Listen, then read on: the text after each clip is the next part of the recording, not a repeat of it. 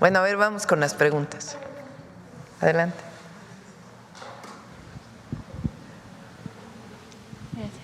Buenos días, presidenta. Yulia Bonilla, del periódico La Razón.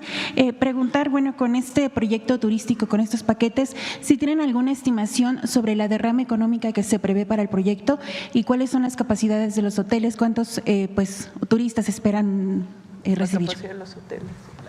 Capacidad de los hoteles. ¿Cuánto? Okay. Muchas gracias por tu pregunta. Perdón, ¿me dices tu nombre? Yulia Bonilla, del periódico La Razón. Mucho gusto, muchas gracias. Mira, el hotel más grande que tenemos es el hotel de Tulum, que tiene 350 habitaciones. El resto de los hoteles tienen 160 habitaciones. El hotel que tiene menos habitaciones es el de Calakmul, es el más pequeño de todos. Creo, no estoy seguro, pero creo que tiene 120 habitaciones, es el más chico.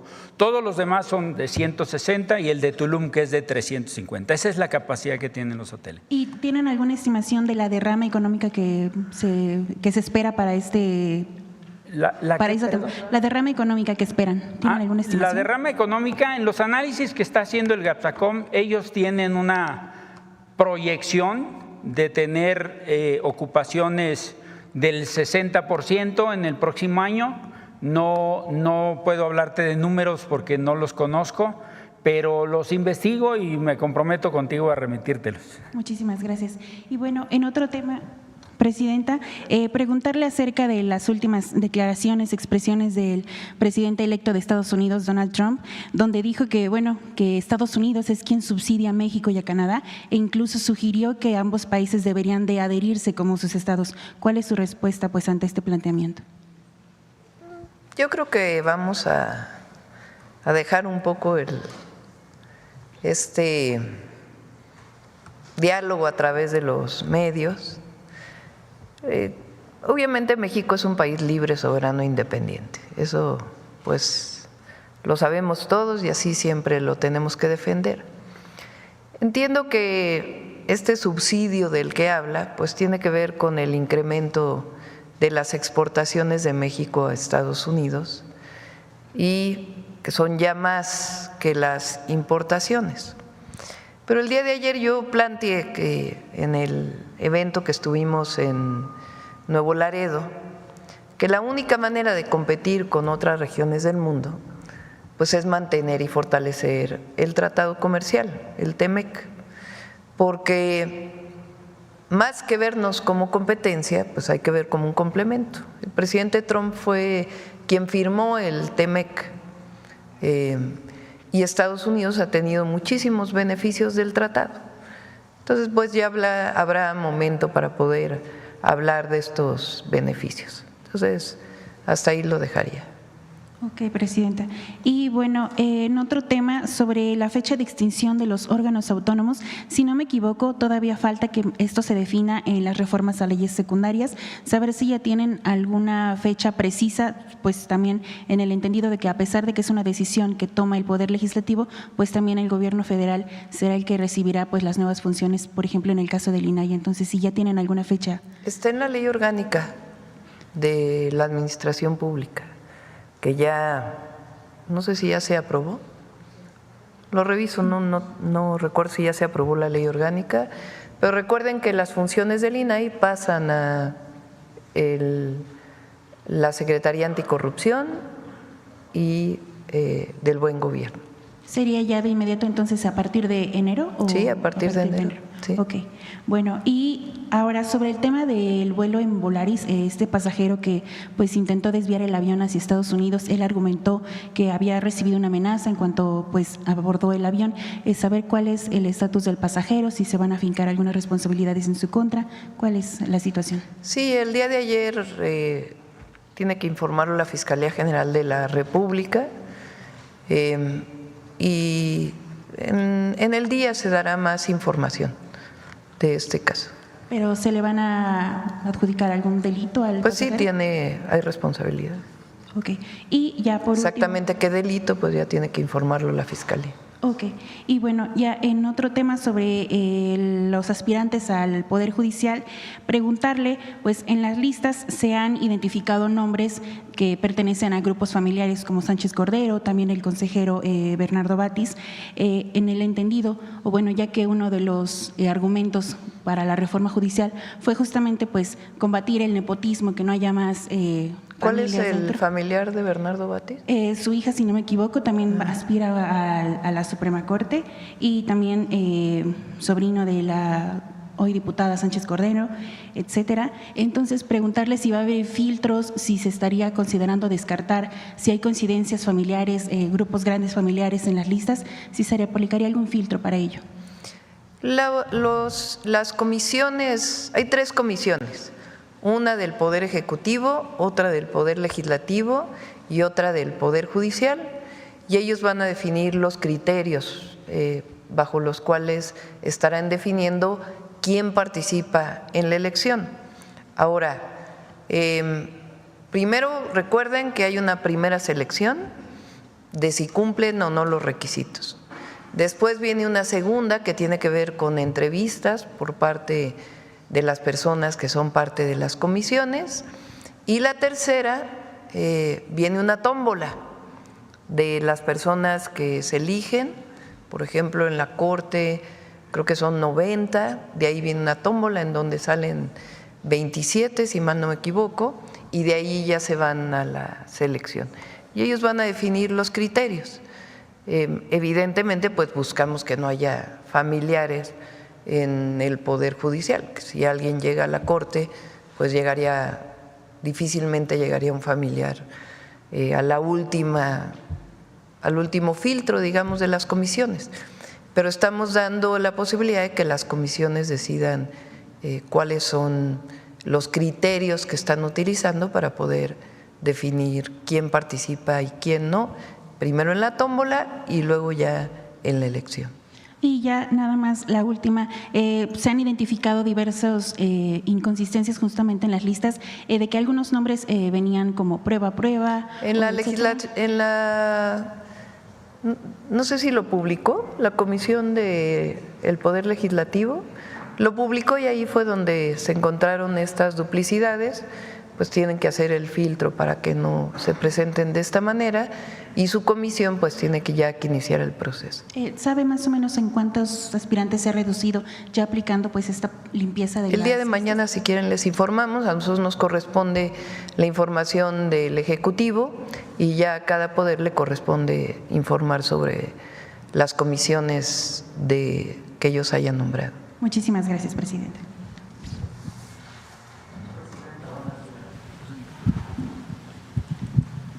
Óscar Zamudio, para Sagacín del Estado de Hidalgo. En los temas de sostenibilidad del medio ambiente, presidenta, la región de Tula enfrenta serios retos ambientales debido a pasivos acumulados y a la falta de infraestructura verde.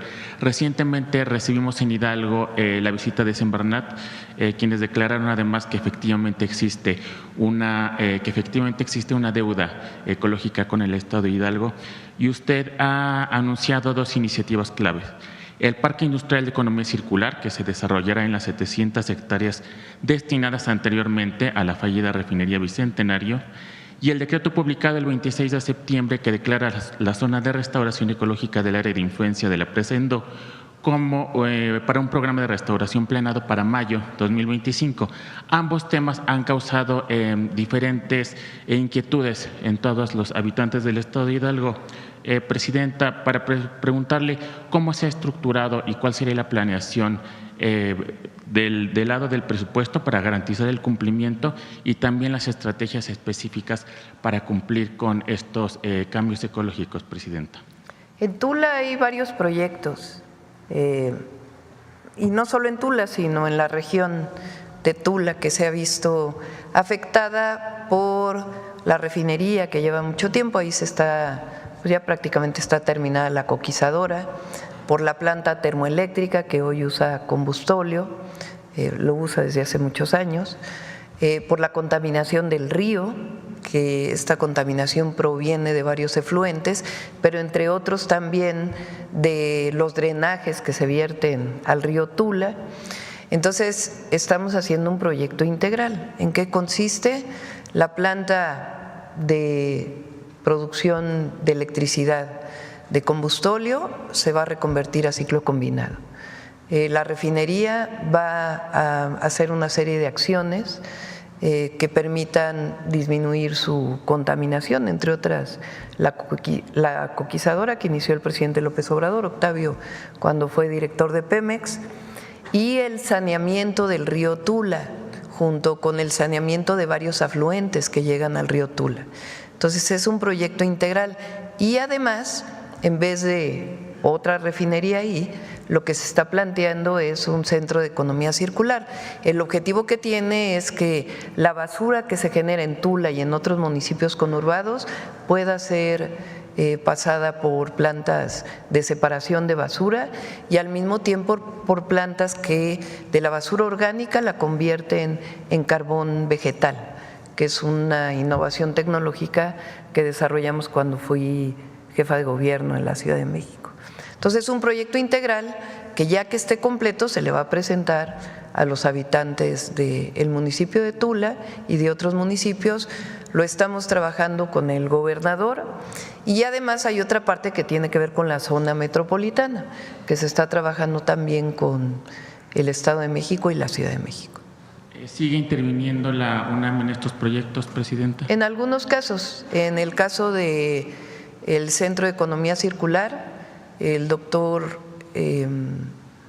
Álvarez y Casa, que no tiene nada, bueno, es hermano, pero no tiene nada que ver con la posición, Luis Álvarez y Casa, del Instituto de Ingeniería de la UNAM, está participando en el proyecto junto con otras instituciones. De igual forma, del Estado de Hidalgo, Presidenta, el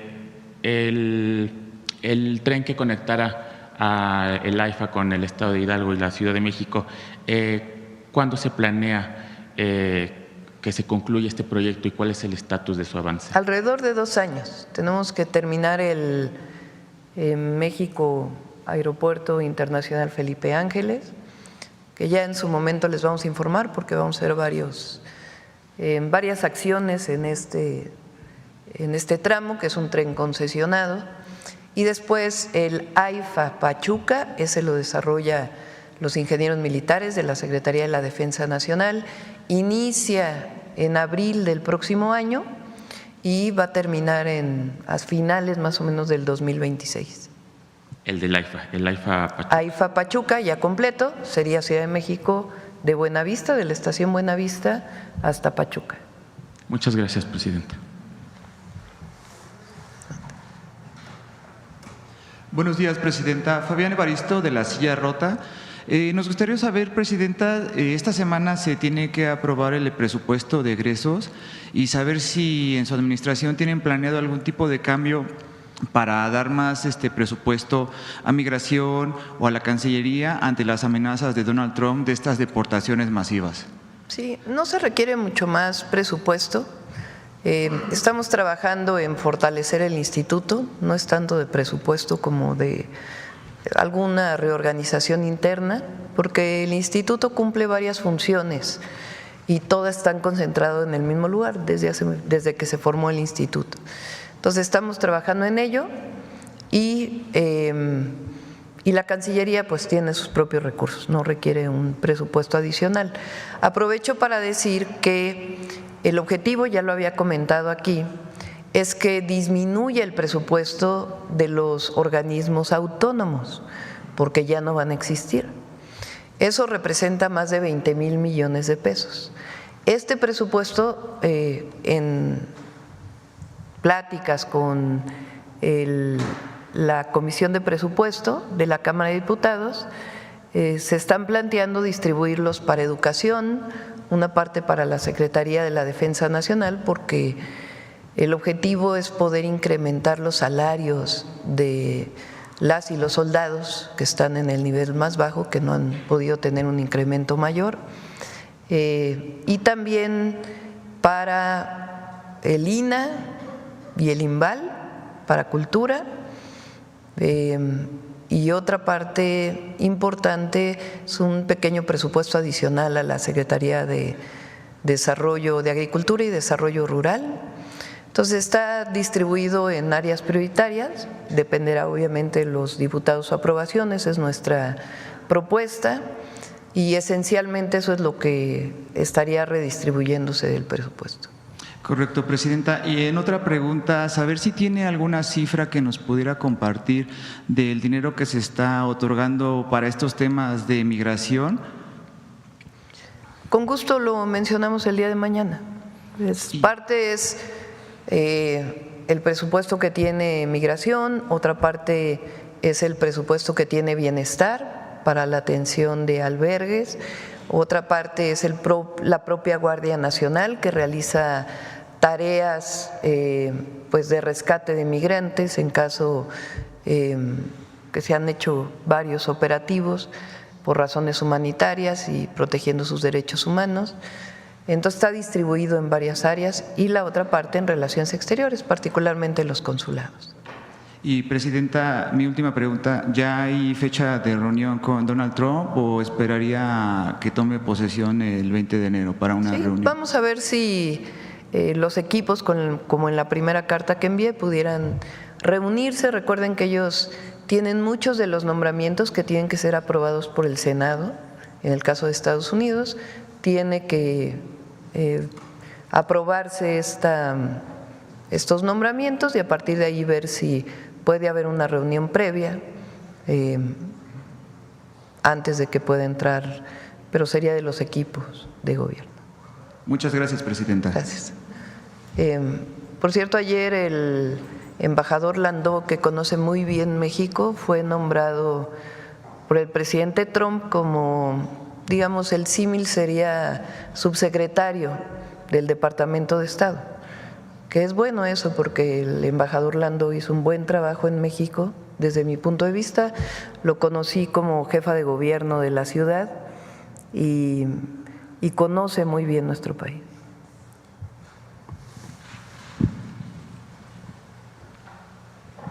Gracias, presidenta.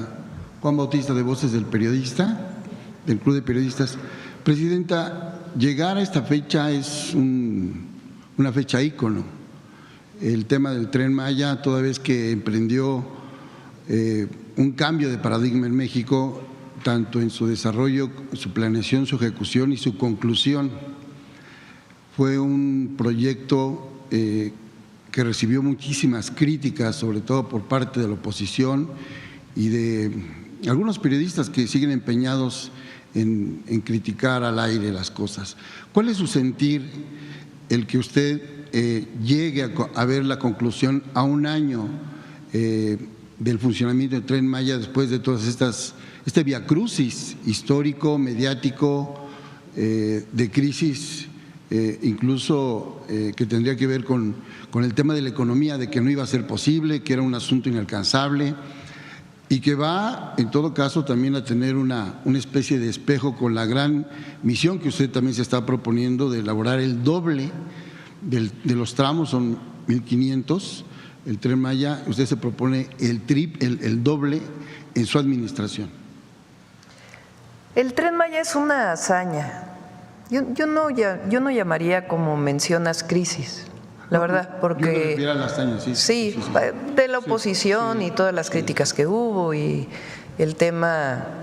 que utilizaron el tema ambiental como el argumento en contra del Tren Maya, cuando al mismo tiempo se decretaron el doble de áreas naturales protegidas, la reserva de la selva tropical, es la segunda reserva de selva tropical después de la Amazonia.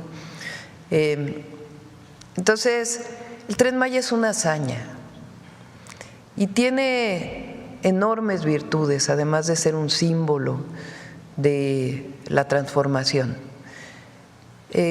Su primera virtud es el reconocimiento de la cultura maya, de la nación maya. Esta idea de que México surge a partir de la colonia o de que llegaron a rescatar a México y a civilizarlo los españoles, La cultura maya es de una grandeza extraordinaria. Nos puede decir más Diego Prieto, pero les puedo decir solamente en términos de las matemáticas, la matemática maya no tiene parangón con otras culturas que se desarrollaron en su momento.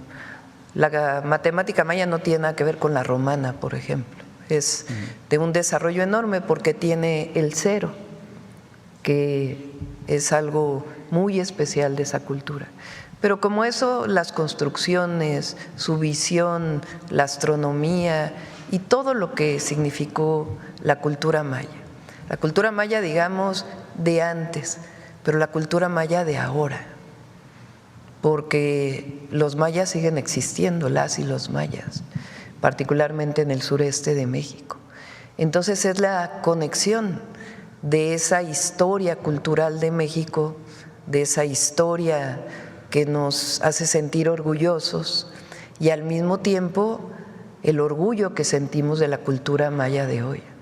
Y esa conexión histórica, esa memoria histórica y al mismo tiempo el reconocimiento de los pueblos originarios de hoy es un símbolo en el Tren Maya.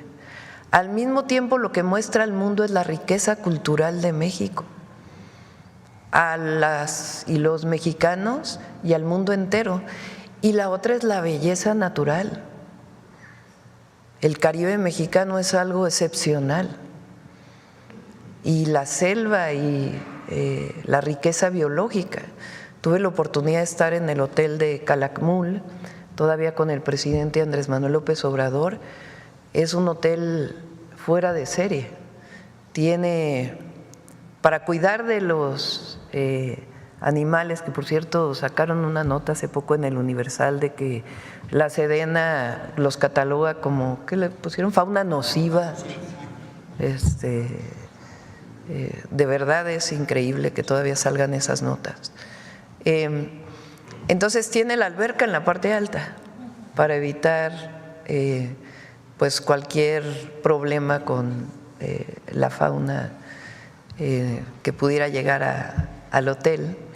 Pero entonces desde la parte de arriba se ve la selva, ese mar verde impresionante que es la selva baja, la selva tropical de Campeche. Y cuando uno va caminando hacia el sitio arqueológico va escuchando los arahuatos.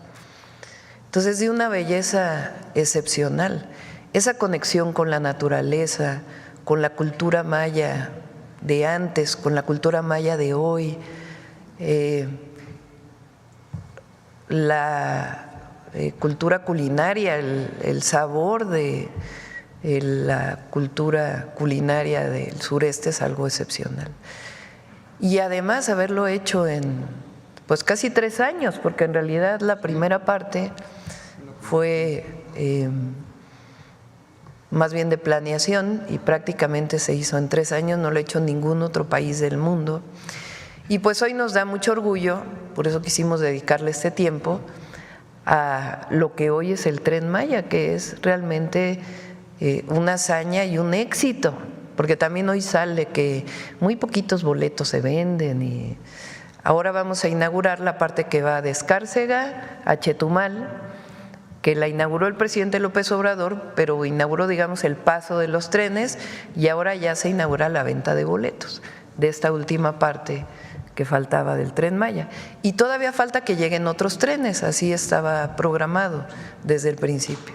Entonces es algo maravilloso y es un orgullo poder tener una obra de estas características y al mismo tiempo proteger la naturaleza y estar orgullosos de la memoria histórica y lo que hoy representan los pueblos originarios.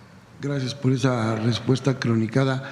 El día de ayer que estuvo usted en Nuevo Laredo, lanza un llamado, sí, a que se unan los gobiernos de Estados Unidos y de América Latina, y al mismo tiempo la Cancillería mexicana señala que por el bien del Caribe y de Latinoamérica se va a empezar una serie de estrategias para buscar esa conexión también. en términos comerciales, en términos culturales. Si nos puedes detallar un poco más esa estrategia, cómo se estaría, o para otra ocasión, a lo mejor es muy largo la respuesta, cómo se estaría planteando esta unidad latinoamericana en términos económicos y todo lo que conlleva en la parte cultural.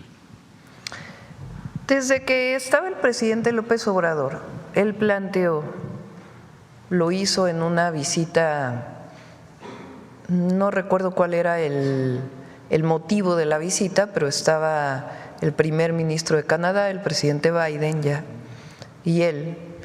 Y ahí planteó, lo hizo también en el 2021, cuando hubo también una reunión relacionada con los 700 años de Tenochtitlan, aunque se cumplen el próximo año, pero finalmente son 700 años de la cultura mexica en el Valle de México, los 500 años de la llamada conquista, que más bien fue una invasión, y los 200 años de la consumación de la independencia.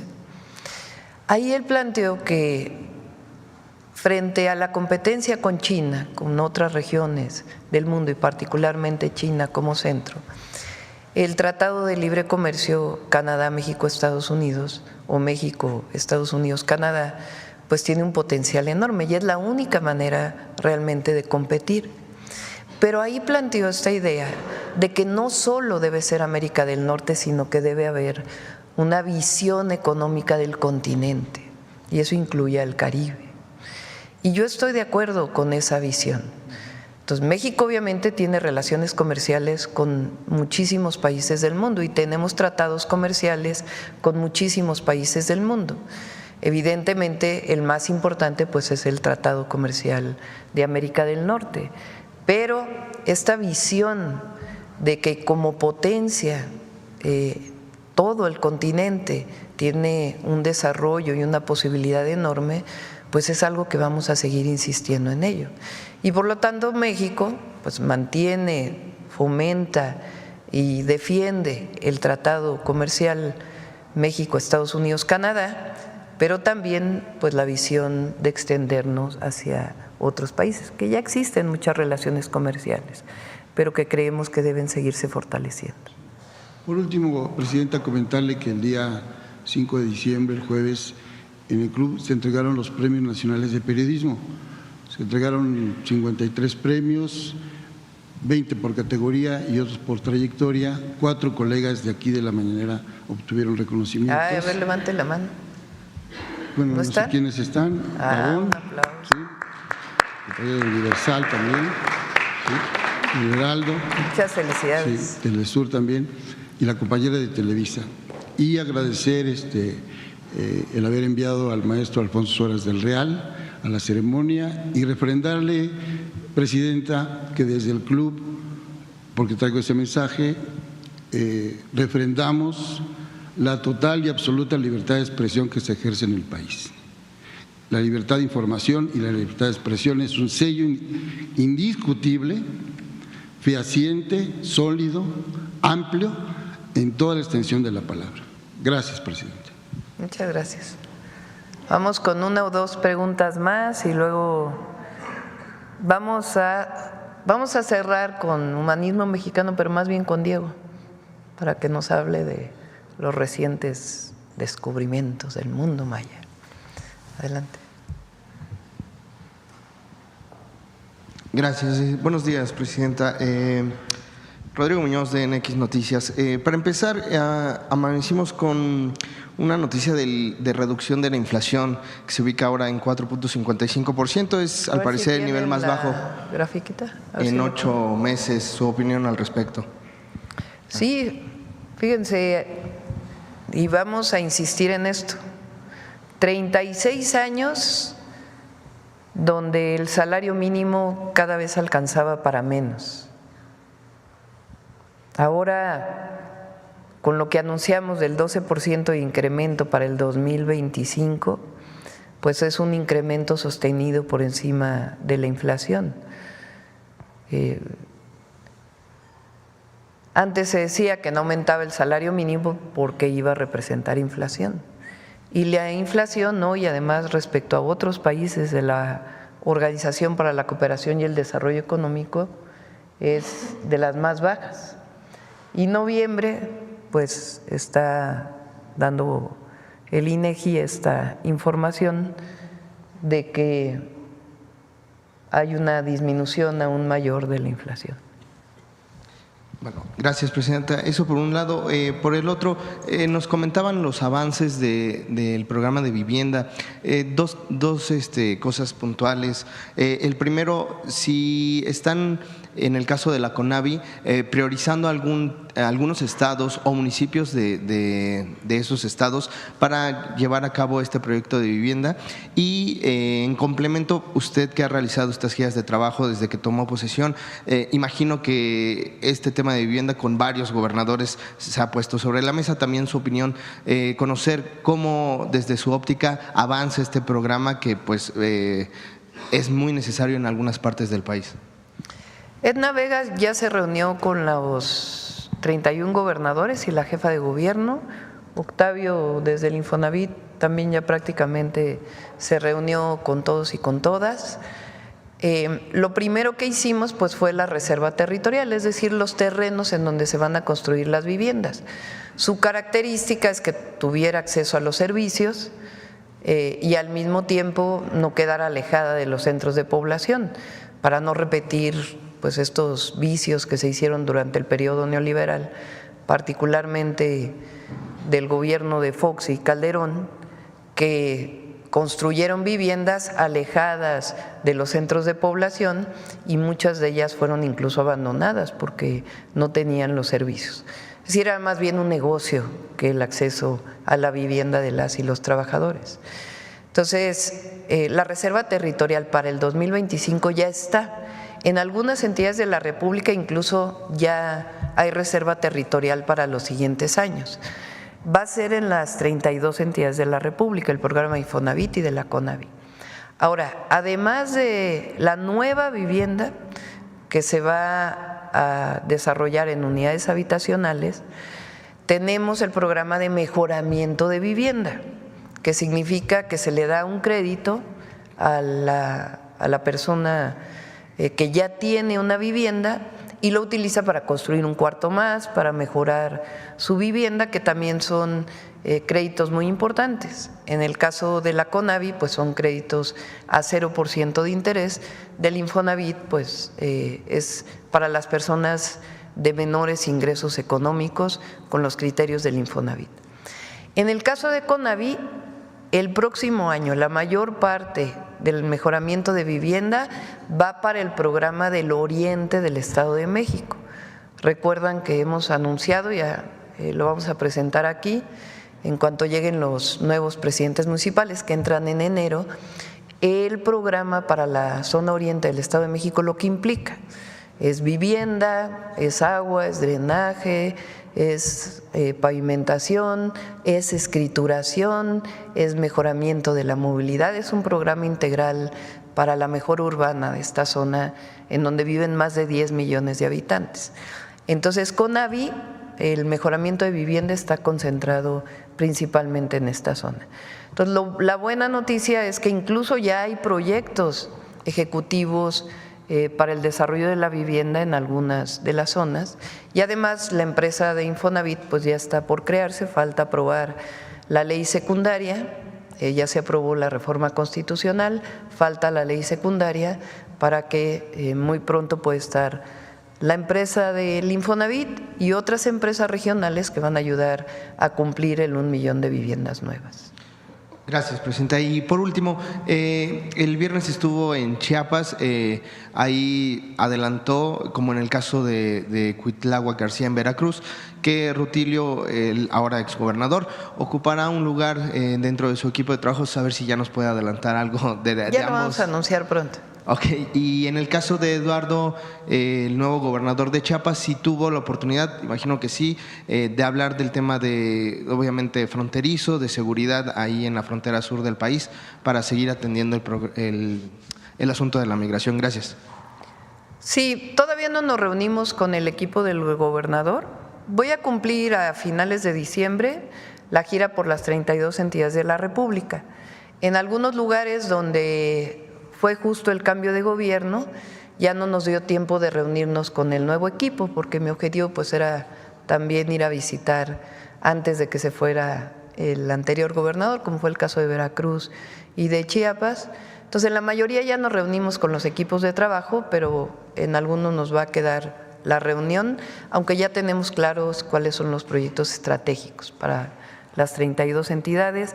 Este fin de semana que viene vamos de nuevo al sureste, ahí vamos a aprovechar para reunirnos con el equipo de Mara Lezama en Quintana Roo. Los demás ya nos reunimos, nos faltaría nada más la reunión con el equipo de Eduardo Ramírez en Chiapas. Vale la pena también mencionar que hubo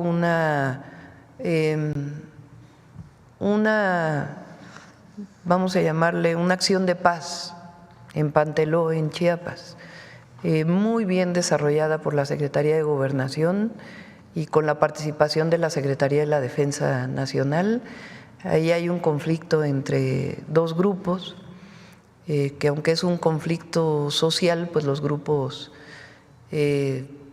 parte de estos grupos están armados. Entonces tenía su complicación, se pudo entrar con una acción de pacificación para atender principalmente a las familias. Me lo pidieron algunos familiares que estuvieron en el evento de inauguración de la carretera, bueno, la ampliación de la carretera de Tuxtla a San Cristóbal de las Casas, y hoy mantienen todavía la presencia y se sigue manteniendo diálogo. Entonces fue una buena intervención de pacificación en la zona. Todavía se mantiene la tensión, pero no como estaba hace unos días. La última por acá. Gracias. Buenos días, Presidenta. Laura Ávila, de Posta Ciudad de México. Recientemente Estados Unidos aumentó las recompensas por 8 líderes del narcotráfico de aquí de México y, bueno, bajo este contexto preguntarle si ha tenido respuesta de los casos de El Mayo Zambada y Joaquín Guzmán López. Había comentado que solicitó información al presidente Joe Biden, saber si le dio alguna respuesta. No ha habido más información. De todas maneras, la Fiscalía sigue trabajando. Perfecto. Y cambiando de tema, preguntarle sobre qué avances hay sobre la investigación de la bacteria en el Estado de México. Como ya nos había mencionado, se suspendió el contrato de una empresa y además había mencionado algo sobre un alimento que igual se había quitado. Si nos podría dar detalles sobre qué empresa es y qué alimento. Sí. El día de mañana viene Salud y le pedí al doctor Kersenovich que les pueda hacer una información mucho más detallada del caso del Estado de México. Se sigue haciendo la investigación por parte de las instituciones de salud y, por supuesto, lo que tendría que decir la Fiscalía del Estado de México, pero son pequeñitos que recibieron alimentación vía intravenosa. Este alimento intravenoso presuntamente venía contaminado. Se están haciendo todavía todas las investigaciones, pero de todas maneras, de manera preventiva y siguiendo todos los protocolos, se actuó desde el principio, se suspendió este medicamento, no solo ahí, sino en toda la República. Se hizo un alertamiento, COFEPRIS suspendió el permiso para poder seguir suministrando este medicamento y se siguen haciendo, no medicamentos, sino alimentación, y se siguen haciendo todas las investigaciones. El Estado de México estuvo atendiendo a las familias y de todas maneras la Secretaría de Gobernación, a través del área de víctimas, también está en contacto ya con las familias para poderles apoyar en todo lo que requieran, y por supuesto esto tiene que llevar a una investigación pues por parte de la Fiscalía del Estado de México. Mañana el doctor Kersenovich va a dar una información mayor. Se estuvo haciendo los boletines y están en comunicación con la Secretaría de Salud del Estado de México, pero sí es un caso que tiene que ser sancionado una vez que terminen las investigaciones. Gracias. Y apoyadas las familias, evidentemente.